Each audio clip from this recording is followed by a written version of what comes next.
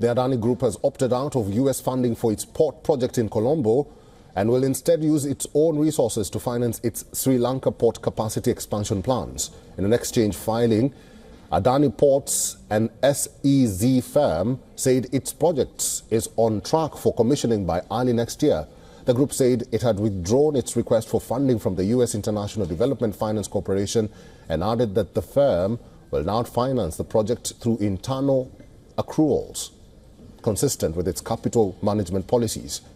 The Port of Colombo is the preeminent and most active transshipment port in the Indian Ocean.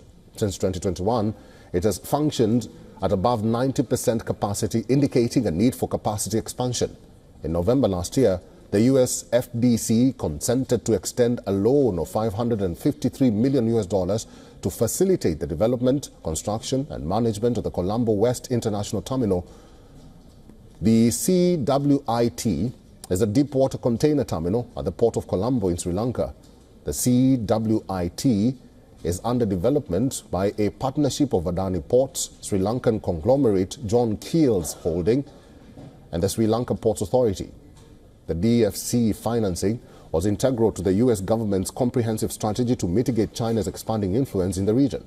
The funding was also perceived as a validation of Adani Group's capacity to construct world-class infrastructure. However, the financing procedure was impeded when the DFC requested amendments to the agreement between Adani and the SLPA to confirm or to conform to their stipulations.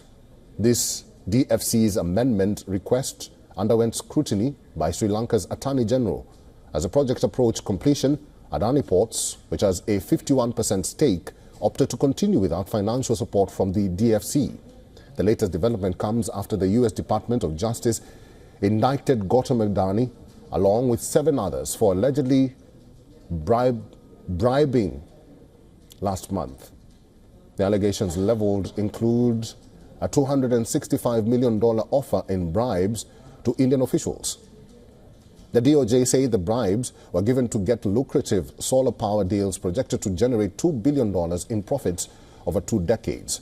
The U.S. DFC recently said that it was actively evaluating the implications of the bribery charges against the Adani Group leaders. The agency added that it had not yet allocated any funds to the ports to energy firm. The Adani Group has refuted all allegations as unfounded and pledged to seek all available legal remedies. For all the latest news, download the WION app and subscribe to our YouTube channel.